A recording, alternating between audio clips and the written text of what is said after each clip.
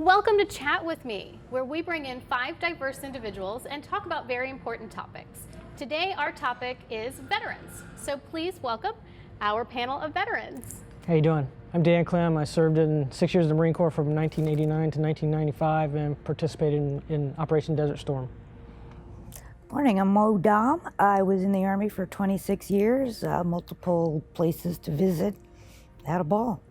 He's had a ball in the military? Yeah. Wow, I'll ask you about that in a minute.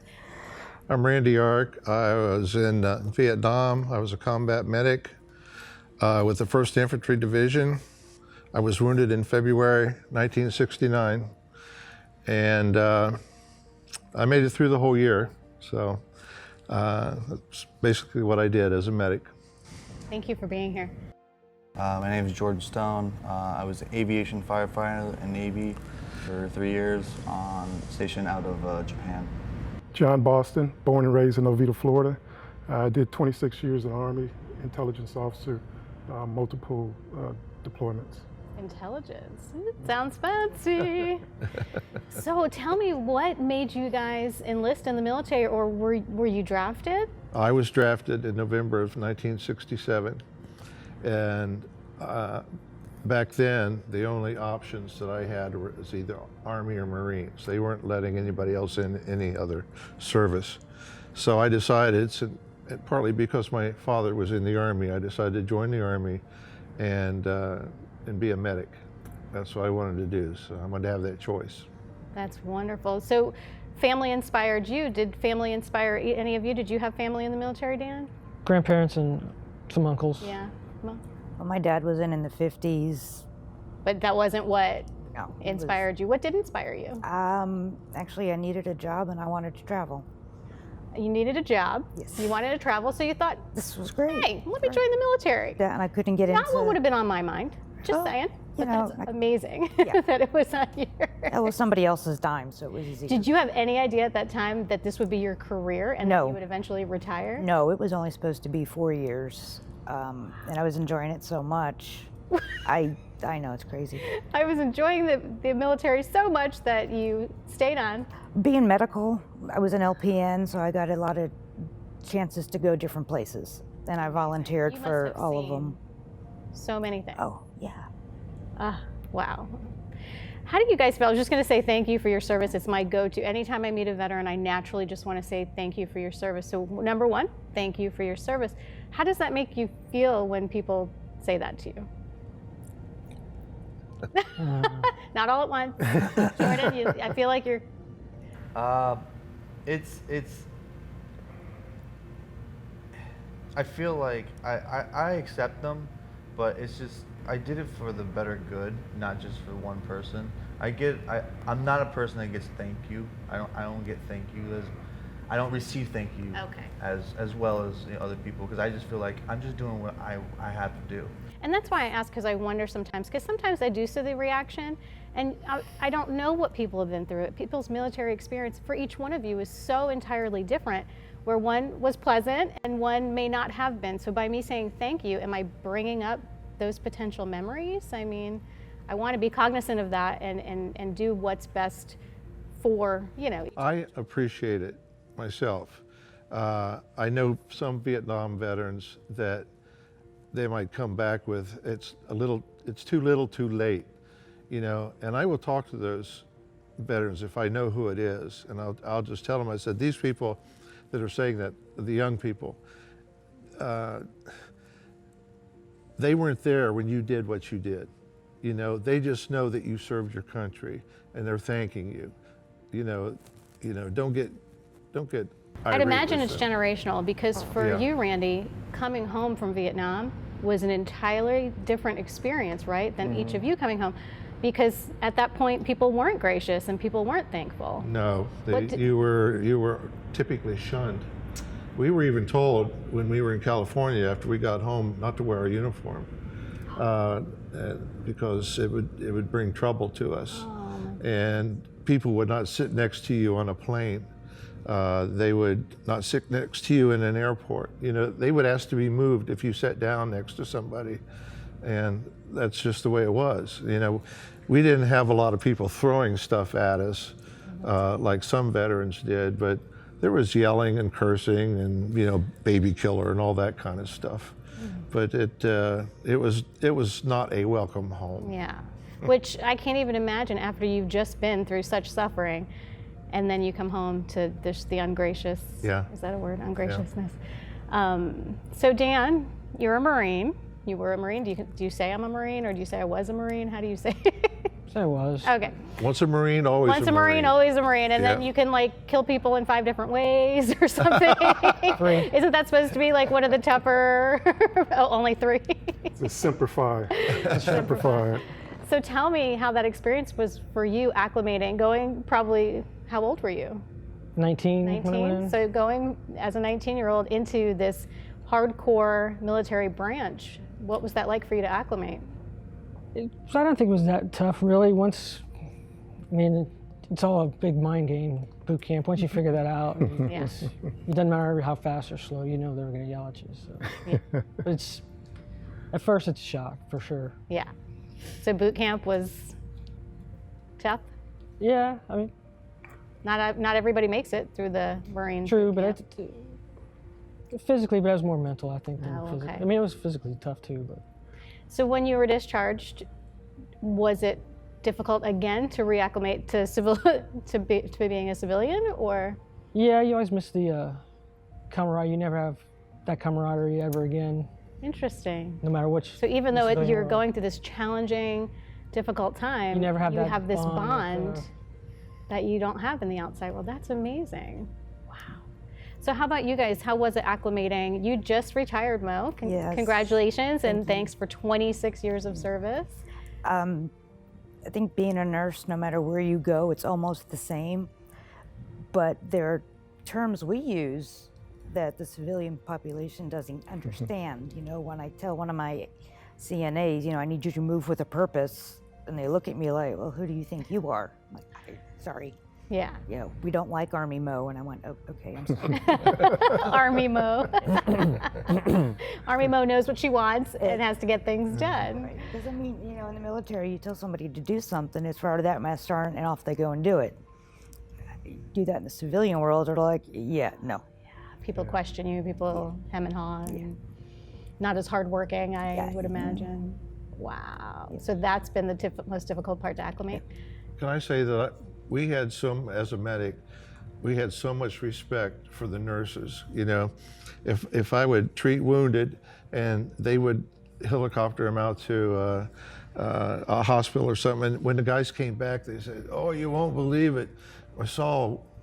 Well, I won't say what they Oh, said. say it. We're all friends here. We're adults. They would either call them round eyes or whatever, but they actually saw a white, you know, nurse or a black nurse or something, but they were American, and that meant so much to them. Just they would talk about what it felt like to be touched by a woman, you know, just holding their hand.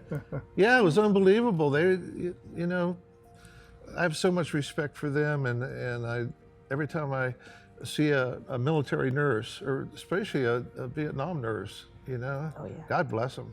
God bless yeah. them. Definitely. Thank you. Jordan, how was it for you?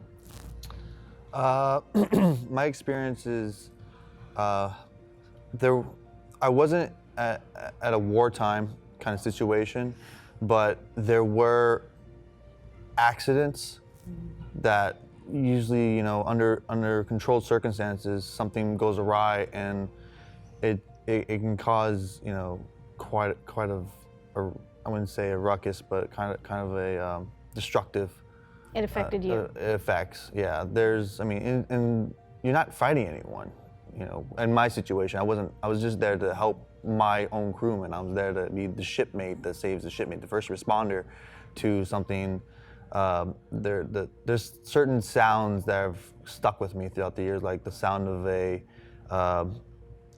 malfunctioning Harrier disengaging a live bomb onto the deck while his jets are going because he had electrical malfunction, and it disengaged the locks and dropped the bomb right on the deck. Oh my goodness. And that thud was the scariest thing because I was literally within 200 feet, and it would have took out the whole bow, and I'm sorry, the whole stern of the ship, because if we didn't automatically jump on that bomb. Everyone was like flipping out. We're like, all right, in, water, AFFF, emergency shutdown, the Harrier, because the deck was 120 degrees. The bomb has a cooking time of about 300 by the time when it impact. That was, so it's, if it's with the exhausts are pushing out 400 degrees, so we're like, we got to get on top of this bomb so it was now. pretty intense. So yeah, so not seeing an enemy, but the enemy showing up automatically on your turf. So you saw some devastation Yeah, they're- without being in the war. You kind of mentioned that, like, I wasn't during wartime. Does that make you feel a different way as a veteran? Like, that you It have to does. describe that? It does, because going into it, I saw a lot of videos, and I did research on, historical research on some of the, how certain sailors were going in, how they come out, and how they would look. And I was actually the second to last to get the original uniform with the janitor look before they went to the Digi. So I was very honored to have that uniform, because they were doing away with that, and then it means that uniform's never going to come back around. And that was like one of the uniforms I was going in and seeing on the videos and watching, historically. But then when you get into the actual fleet, it's completely different, and it changes, because you're not a full wartime situation. It's just, but you're still doing a service. You're still doing a service. You're still prepping for that in case it did happen. Exactly. How about you, John? How was it for you when you were discharged or when you left the military? When I was discharged, it's like something Dan mentioned, that sense of brotherhood. It's something that you miss.